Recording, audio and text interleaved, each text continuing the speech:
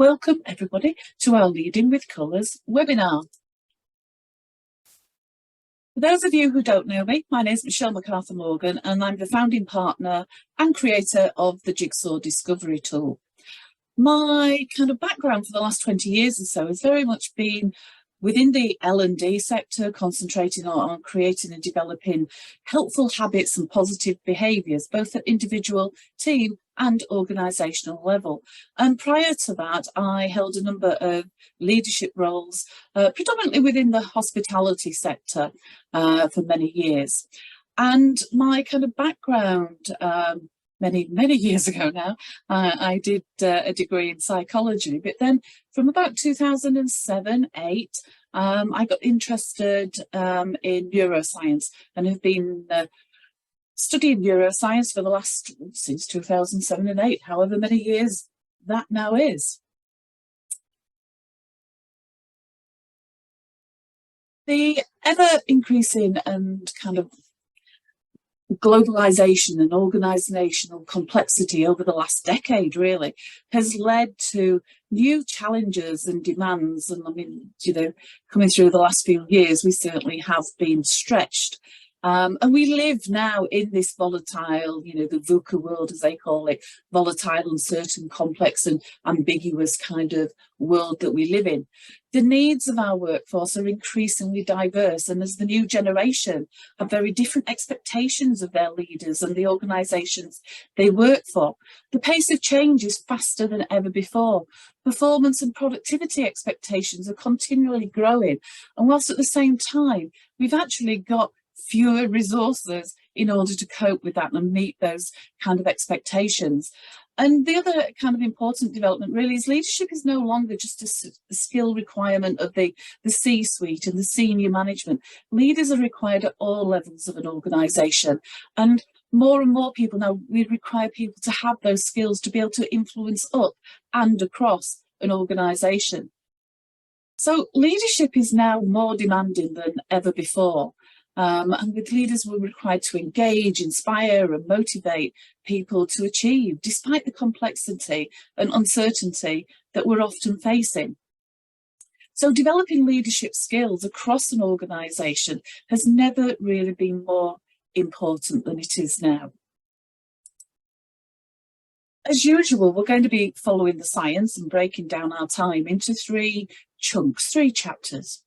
In chapter 1, we're going to be looking at kind of where we're at now in terms of leadership in that 21st century, how leaders' needs and expectations, how they've evolved, what our people expect from leaders today. In chapter 2, we're going to be looking at engaging and motivating our people for operational success, introduction of key drivers and ways of engaging individual team members to do their very best work. And in chapter 3, we're going to be looking at, we call it flexing for growth. Different developmental stages or competency levels require different approaches. So, chapter 1, an activity for you first of all, and I want you to think of a famous, historical, current or past kind of manager, leader, but someone that you really admire and respect as a leader. And then what I just want you to do is just make a note of 3, possibly 4 key kind of qualities that in your eyes made them that great leader, that differentiated them. And then if you could just pop your answers in chat, that would be brilliant, much appreciated. Thank you. Understood. Lead by example, allowed me to be myself. Open, engaging, good listener, inspiring, visionary. Just taking a note of some of these as you write, as you're typing them in. So that's a good listener, supportive, motivational, trustworthy. Yeah. That's great. Thank you for sharing that. And I will kind of refer back to those more towards the end of the session, but thank you for sharing. So Who would you choose? On the screen now, there's a slide with various pictures of famous leaders. And what I'm going to ask you, and again, we can use chat for this, and which of the famous leaders that are shown on screen would you want to be your leader when? So the first scenario I'd like you to think about is if you were new to the organisation and it's your first day and it's your induction, which one of the leaders on screen would you like to be the person that was your leader at that time? First day, new organisation, being inducted into a new organisation, which one of the leaders on screen would you like to be? So we've got Richard Branson, there's Margaret Thatcher, Mother Teresa, Churchill, Angela Merkel, Gandhi, Jacinda Ardern from New Zealand Prime Minister, Steve Jobs and Simon Cowell. Okay, so the range there, Jacinda, Churchill.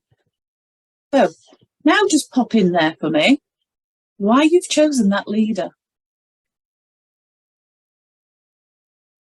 So Greta and Jerry chose Richard Branson. Why did you choose Richard Branson? Claire and Terry chose Jacinda, as did Fiona. Charlotte chose Gandhi. Holly chose Churchill. Good engagement and trustworthy. There's Claire. Not frightened of making mistakes. Energy, drive and motivation. Wanted to be inspired and motivated. Sees things differently. Yeah. Fantastic. Okay. So another scenario then.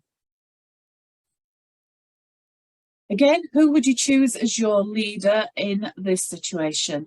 You are negotiating with a tough customer. Who would you want as your leader then? Be at your side. Simon Cowell, Branson, Gandhi. Yeah. And again, do you want to think about why you those people? Angela Merkel.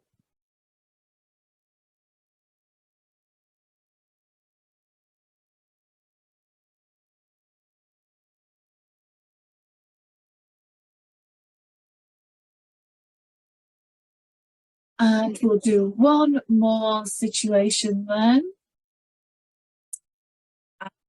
And that is yeah. Good communicators, considers the customer, good at customer relationships, yeah. Clear on goal, but respectful in approach. Perfect. Okay. One more situation then, and that is, let me have a look on here. In a business crisis. So your business or your organisation is in crisis. Who do you want then to be a leader? Churchill, yeah. Another Churchill. Steve Jobs, Branson. Brilliant. Excellent. And again, do you just want to pop your reason why in there? Just take a minute just to look at other people's answers and see how they kind of vary. You know, kind of from my perspective, just looking at those, my go-to person, my kind of knee-jerk reaction might not have been Richard Branson, for example, where some of you put Richard Branson there. And for me, he's that creative, but quite rightly so, as you said, a creative problem solver. I was thinking business crisis, my kind of knee-jerk reaction went to Churchill, Steve Jobs, and possibly even Jacinda. So it's interesting how we all want different things in different situations from our leaders. And what we're seeing here is one leadership style simply does not work with everybody in every situation, every scenario. So we've thought about what we want from leaders, what team members want from leaders. But now what I kind of just want to turn the tables a little bit and say to you, as leaders, what do you actually need and expect from your team members in order to be able to perform effectively? Okay, so think about the individual, think about the kind of the skills, the attitude, the knowledge, the behaviour that you actually need from individuals in your team in order to deliver your team's objectives. And if you just make a few notes, because I'm just going to give you a minute or two to think about that, and then I'll ask you to unmute, and we'll have a kind of a bit of a group conversation around that if we can. So I will shut up now for a minute, give you time to think, what are the skills, attitudes, behaviours and knowledge that you want from your team or need from your team?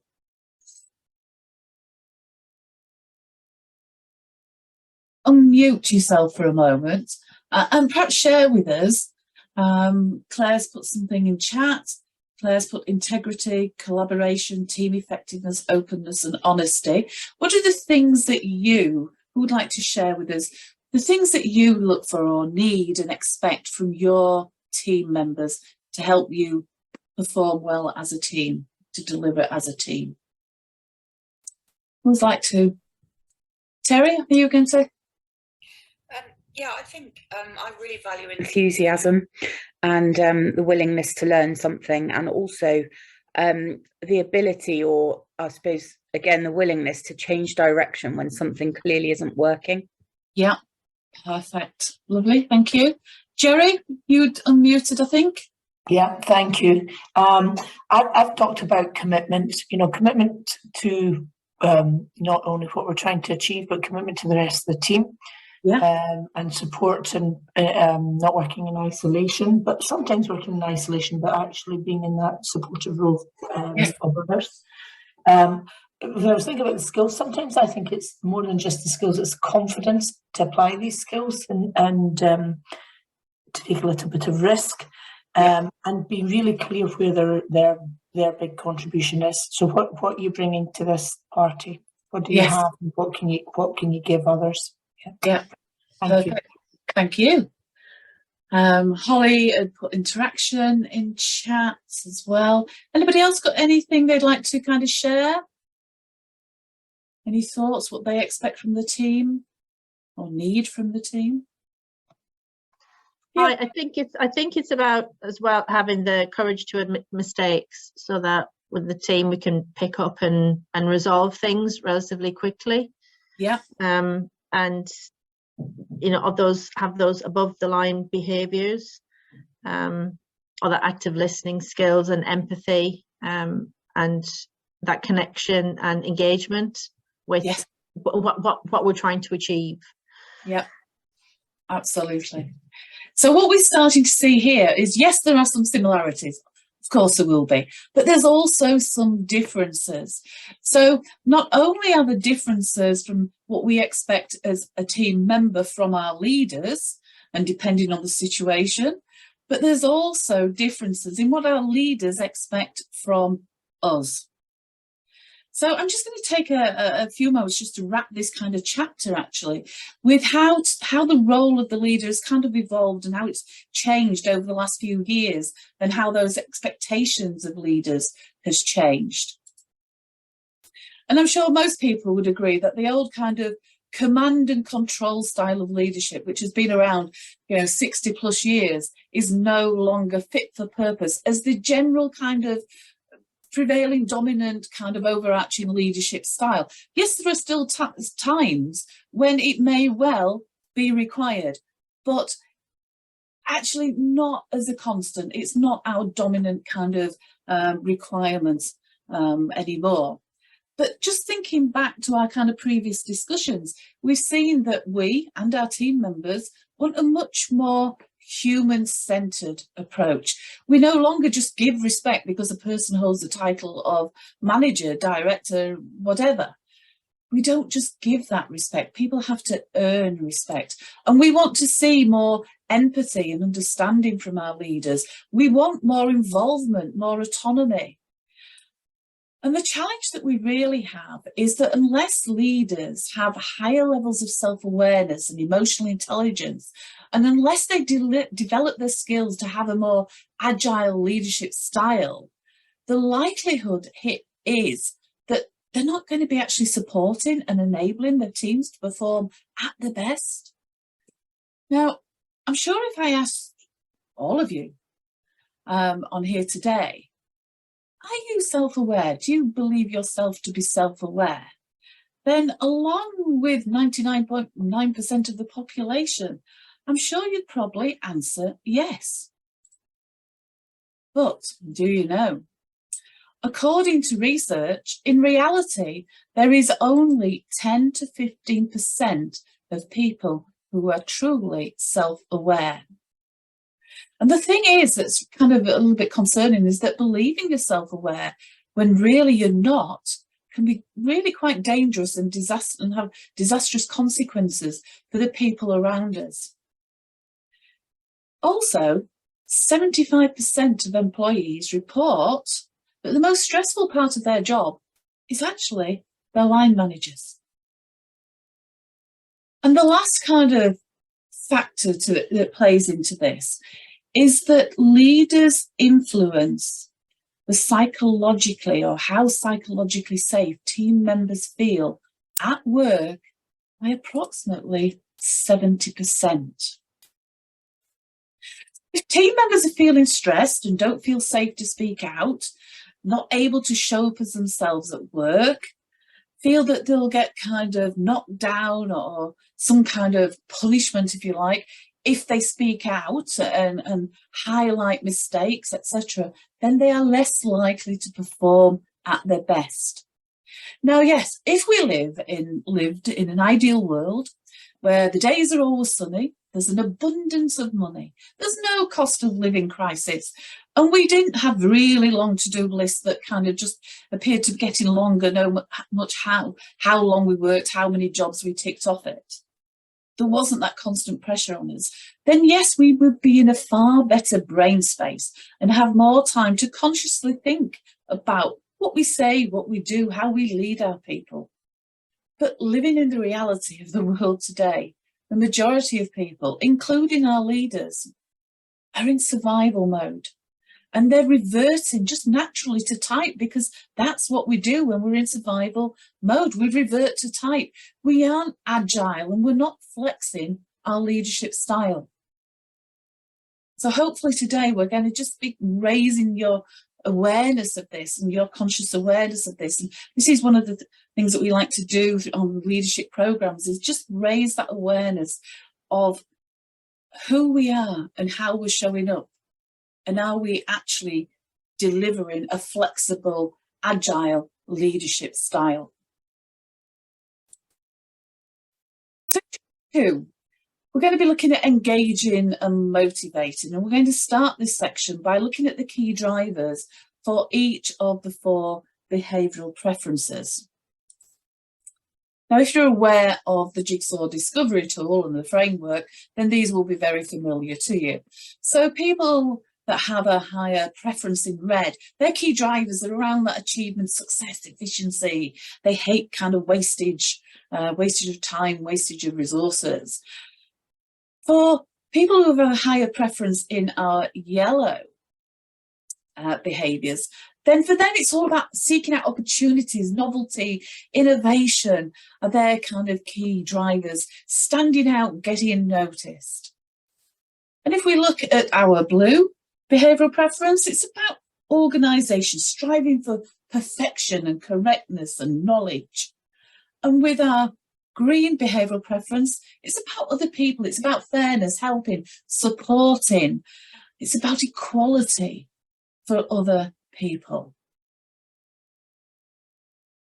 Do now is look at, okay, so now we've thought a little bit about those drivers for people. How can we actually play to these preferences to help our people actually thrive, So how, as leaders, what can we do to best motivate team members with each of these behavioural preferences? So again, I'll go through those. On screen at the moment, we've got to play into the preferences of somebody with a high blue behavioural preference. But we need to think about not just kind of the things that I've put there, but how are you actually going to deliver on that? What are you specifically as the leader going to do? How will you support the knowledge development of that team member, for example? So we need to be really, really clear and specific. And this needs to be very much tailored to that individual team member. It's not the same for every team member that has a blue preference. This is where we need to know the individual team members and what really makes them tick. What are their personal key drivers? And what can you as a leader do to play to those preferences? So if we then look at our green, for example, again, how are we going to demonstrate that we care for team members? How do we do that? We talk a lot about caring for our people. Leaders talk about, yes, we care, we value, but how do you actually demonstrate that? What behaviours do you show, do you demonstrate that actually other people will then perceive as you caring for them? And this very much links into that importance of perspective taking, that as leaders, we need to see a situation, we need to see our actions through the eyes of the individual team members, because the way that we perceive our actions and behaviours could be very different to how the individual perceives them. And I once actually just walked straight into this personally and got it so very, very wrong. It's a few years ago now, but I was about to start and deliver a face-to-face workshop. I'd got all the people in the room and it's about 3-4 minutes before we're due to start. And we're in our own training facility. And one of our my team members was in the room. She is actually a very strong yeller. She's an absolute perfect, lovely host. Such a caring nature, very kind of enthusiastic, outgoing, lovely, makes everybody feel welcome. And I saw her stood at the back of the room. Now, Helen, they called her. Helen used to actually run up and downstairs all day, bringing teas and coffees, looking after the kind of the needs of our learners. But this particular day, she'd hurt her arm. Now, I'm at the front and I'm moving into my kind of red, get ready for action, making sure we're going to start bang on 9 o'clock, etc., etc. And I suddenly kind of spotted Helen at the back of the room. So I went scootling across to Helen, and I can't remember the exact words, but I basically said something to the effect of, look, don't run up and downstairs all day, bringing up jugs of tea and coffee. Now, my intent was, I don't want you to hurt your arm. I was actually trying to show that I cared and demonstrate some care. But because I had reverted to type into my red style, because I was getting people ready to sit down to start on time, I came across in a totally different way. The way that Helen interpreted my message was, I don't want you in this room. Stay out of the room. And she actually was very upset and went downstairs. And she spent the morning kind of really worrying and being upset and kind of at break time, one of her colleagues came upstairs and said, what on earth did you say to Helen? And that's because I didn't take Helen's perspective. Helen didn't take my perspective either, but as leader, it was my responsibility to actually help Helen see things, or for me to actually come across in a way that Helen would see me demonstrating the care. So about our yellow behaviours, again, how are you going to specifically do this? What specific behaviours and things will you do to demonstrate? So, for example, how are you actually going to create energy within the workplace or enable that energy in the workplace? What is actually appropriate fun in your workplace. So we need to, again, get down to the real kind of nitty-gritty of these things. And then our red preference, exactly the same. We've got to see things from their perspective. We've got to perspective take. And sometimes that's easier to do, easier to say than to actually do. So again, thinking, how will you stretch or challenge your team members? What specifically can you do to enable them to excel in their role? So these are all questions that we need to be thinking about in relation to our own specific team members. So I just want to now take a moment just to look at a couple kind of examples in practice. And again, I'd ask you to kind of unmute and we can discuss this. We're a fairly small group this morning, so we can discuss this as a whole kind of group. So here's a scenario. I'm going to give you a moment to read that scenario. I apologise, there's a lot of text on screen.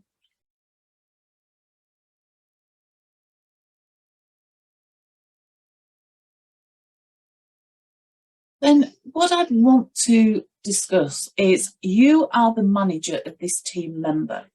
Now you are very aware that this team member has a strong green behavioural preference. So let's just think back to those key drivers for the green, first of all. It's all about caring, helping, supporting other people, fairness and equality. About the kind of tips for how to play to the preferences of the green to enable them to thrive. And they were things like showing that you actually take care of people, creating a sense of belonging, aligning their beliefs and values with the beliefs and values of the organisation, of the role, the work that they do, involving and collaborating, actually kind of making work-life balance and well-being a priority, and again showing that that is true, you know, demonstrating that, and showing reward for understanding of others. So those are the kind of behaviours we've got to kind of play to lean into. So how would you manage that situation so that we still are able to have a positive influence and maintain that motivation of the team member, which we can see at on the bottom of the slide there, it says that she's becoming frustrated and that much of her early commitment to that learning task is starting to evaporate. So knowing what we now know about the kind of the green behavioural preference, and that here we've got a green team member, what kind of things could we perhaps say or do? How could we manage that situation? What kind of thoughts has anybody got? And again, either you can pop it into chat, but it's probably going to be easier just to kind of unmute and let's have a bit of a conversation. Any thoughts? Michelle, I think there's something about recognising the level of pressure and stress the individual is maybe feeling and taking a bit of time to explore that with them. Yeah, absolutely. Yeah, as a starter for 10, there you go. Yeah, no, totally. That's a great point. Claire's put it in, ask her how she's feeling. Yeah. Oh, sorry. I feel like because it's a new task, you've got a legitimate opportunity to sit down with the individual and ask how they think it's going. Yes, yeah, absolutely. Yeah. So that's how it's evolving. Yeah, sorry. Yeah, and sorry, and then hopefully they would, you know, be open enough to say, well, I don't think it's going so well, and that will give you the opportunity then to explore why they don't think it's going well, and then ask them what they think you can do to help. Yes. Yeah, absolutely. So again, leaning in very much to that green of supporting, demonstrating that support for them, asking how can help, seeing that involvement, that collaboration. Jerry's point about kind of, you know, was all about the showing that you care for them, the pressure that they're under. So linking that into the kind of the work-life balance, the kind of the well-being is very much a priority of it. The only other thing, and again, it very much links into the things that have already been said, but you know, letting them know that you appreciate that they have actually taken on this additional kind of responsibility, and that they are kind of learning things that are new. So I think that's kind of just showing that appreciation, demonstrating that appreciation. Okay, so if we now have a quick look at this one, again, I'll give you a moment to read it. It's not quite so long this time.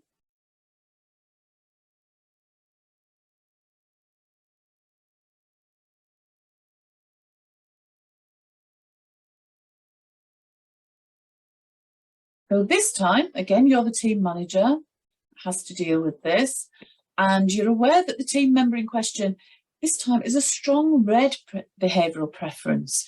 So thinking back to those key drivers, achievement, success, efficiency, speed, action are the things that are important to the red.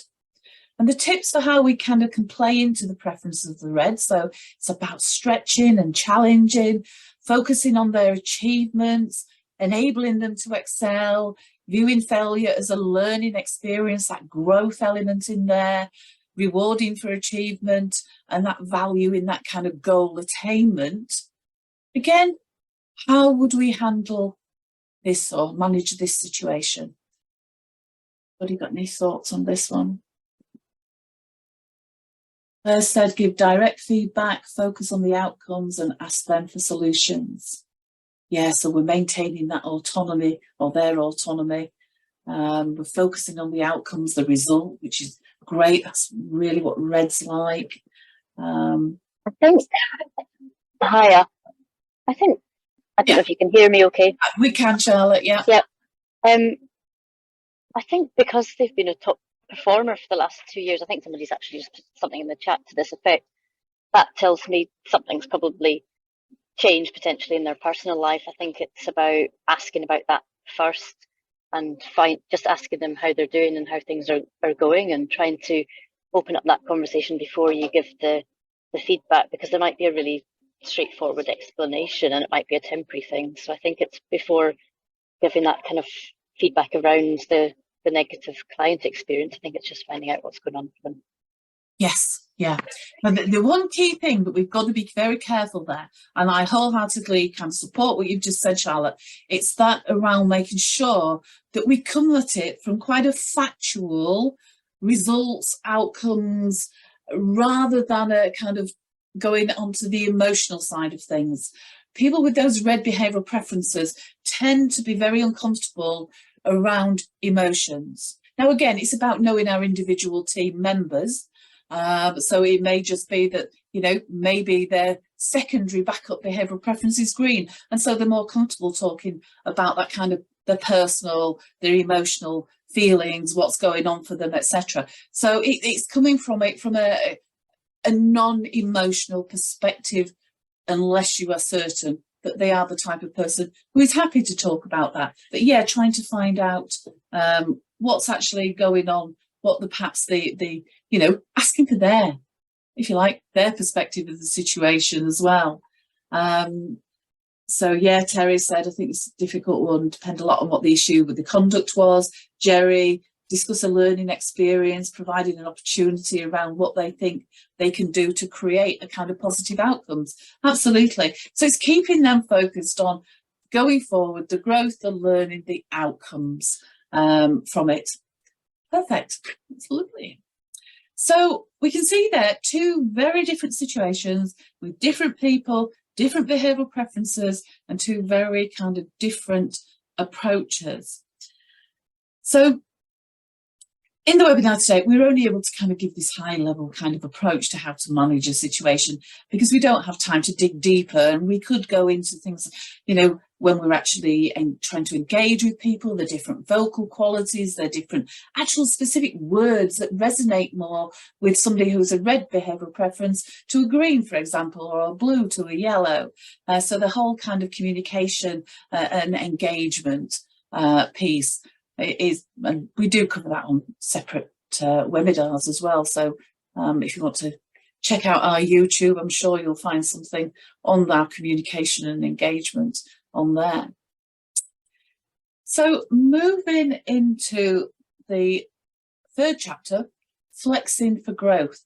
And in this chapter, we're really going to be looking at how we can use our knowledge of the behavioural preferences when we're assigning or delegating work to team members.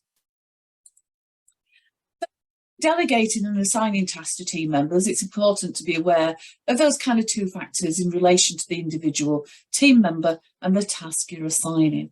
So the things we need to consider is how skillful are they in that task, or how experienced are they in that particular situation scenario. So basically that's their competency. And then the other factor we need to kind of consider is how aware are they of that skill level, what is referred to as the consciousness. So this slide is actually where we've kind of suggest what's perhaps the most appropriate leadership approach may be for an individual, depending on which of the four quadrants they sit in relation to this specific task that you are looking to assign or delegate. So if a team member's in that kind of first stage of competency development, so they aren't actually fully aware of the extent of the learning journey. They're not really aware of how much they've got to kind of learn. It's that thing, we don't know what we don't know kind of scenario. So we like to suggest that the most appropriate kind of approach there is what we call that kind of the blue or the instructional approach. That might be the most appropriate. And then as they begin to learn about the extent of the learning that's actually required in order to become kind of competent in this role, this new task, then we move into a more agreed or an educator approach, as we would call it. Continuing on that development journey, and although the competency level has grown, the team member is still at that stage where they've constantly got to be thinking about what they're doing, thinking about each of the individual steps. So this is where we would suggest a more of a yellow encourager style becomes more appropriate. And then finally, the team members develop that high level of competence and no longer really needs to be actively thinking about every single step of the task. And this is more where that red authorizer style is most appropriate. So I'm just going to take a moment now just to look at each one of those kind of four styles in turn. Blue, what we call the instructor. A blue style places a priority in carrying the work out correctly, getting the job done correctly, following the correct procedures, using the correct equipment, resources, etc., rather than the individual that is actually going to be doing the task. So blue leaders, when we're using this blue instructor leadership style, it's about providing that kind of step-by-step plan for completing the work, taking into account possible problems that may arise as they're kind of going through, possible issues that they may come across, and kind of giving them some direction as how to deal with those issues as and if they should arise. And they tend to find that the work is kind of closely supervised.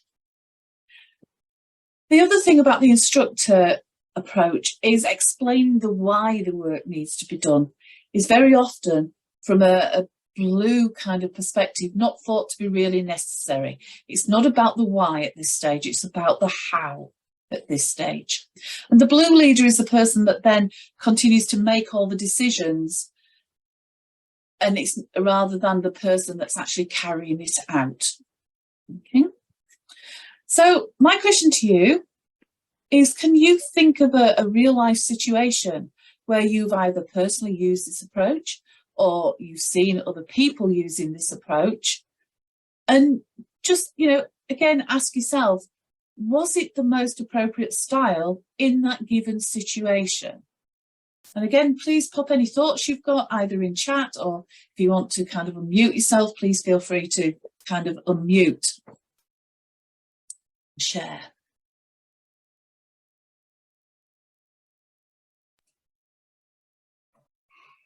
Michelle, I think I work in the NHS, and I think we saw it quite a few times during COVID, when things were in a very much a footing of major incident. And so, very much telling people what to do, when to do it, and how to do it. And not a heck of a lot of room for negotiate. Yeah, absolutely. And that's the kind of the perfect example of a time to use it when we're in this unprecedented kind of territory. It's totally the unknown for, you know, the biggest part for everybody kind of thing. And we need to give very clear instructions. And it also helps to give that confidence to the team members, you know, that somebody's taking charge and telling them exactly what they need to be doing. Because, you know, it was a very stressful situation, to say the least, for everybody. So yeah, a perfect example. So if you look at the green, what we call the educator. Sorry, Terry's just put in chat, if you just want to have a quick look. Uses it when they work with apprentices, when they first start, because they don't have the experience. So again, yeah, absolutely. So a great example. Thank you for that, Terry. So the green educator then places the priority on selling the work to people and having it carried out correctly. Is the idea of selling rather than telling. So the green leader continues to tell people what needs to be done, but they also explain why as well as how. But they seek to involve people more and kind of there's more collaboration and try to involve them in that decision-making process. Yes, they still make that final decision, but it's more of an agreement decision-making process, collaborative decision-making process. And they openly discuss with people the best way to complete the task by asking open questions. So again, any examples of a time when you've seen this particular approach at work, you know, either yourself or other people, again, actually using this approach when it's actually being used in perhaps the correct way? So Charlotte's put good for new teams of peers or part of a new project, gaining feedback, engaging with the team, the thoughts of moving forward. Yeah, perfect. So moving on then to our yellow. Now the yellow leadership style here, what we call the encourager. The priority here is on helping people to work it out for themselves, how they can best complete a task. They explain what's to be achieved and they give the encouragement and support, but to help the other person work out how to do it. And there is a very much a kind of a more equal share in that decision-making process. So the kind of the yellow leadership approach here, that encourager approach, is as a helper, a guide, facilitating ideas, pointing out perhaps factors that have been overlooked and encouraging and kind of helping to build confidence of the individual. So any examples here we can think of when you've perhaps seen it in action or used it yourself? Maybe good in the context of more creative context or IT. Yeah, absolutely. Where there's an element of, perhaps it's a kind of a fairly new task to even the department. And so, yes, there is a, you know, as the leader, you've got a way of doing it, but you're not convinced that this is the only way of doing it or even the best way of doing it. And this person has got some experience and relevant knowledge, etc., that you can actually then pull together and benefit from. At times of change, when people need to feel support but need to find their own fit and solution, a perfect example of when we need to use that style. And lastly, our red style places the priority on giving the responsibility for the decision making to the other person. Basically, we allow them to go solo. Yes, the red kind of approach, the authorizer approach, explains what needs to be achieved, gives a kind of a general direction, but then places the kind of the authority and the decision-making process with the individuals. And And yes, the red will keep an eye. They'll supervise, but from a distance, not closely at all. And really, it's a mark of, a mark of trust that you have in that individual team member, because you feel very confident that they know what's to be done, they've got the skills to do it, and you can leave them to get on with it, and they will deliver. So that relationship has become more like that between colleagues rather than that of a kind of a boss-employee kind of relationship. It's more, we're a team, we're on an equal kind of footing here. So again, any examples of when you've seen that particular style be used successfully?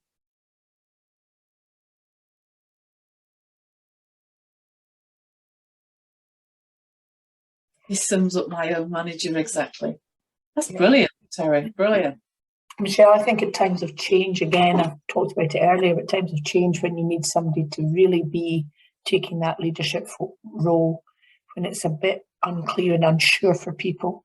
Yes. And able to, so there's more than one colour there, and able to help that kind of stretch for colleagues to see what might be for the future. Yes, yeah, perfect. Brilliant.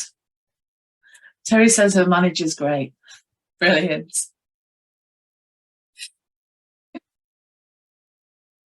So then, in summary, there is no ideal one behavioural preference that makes a leader.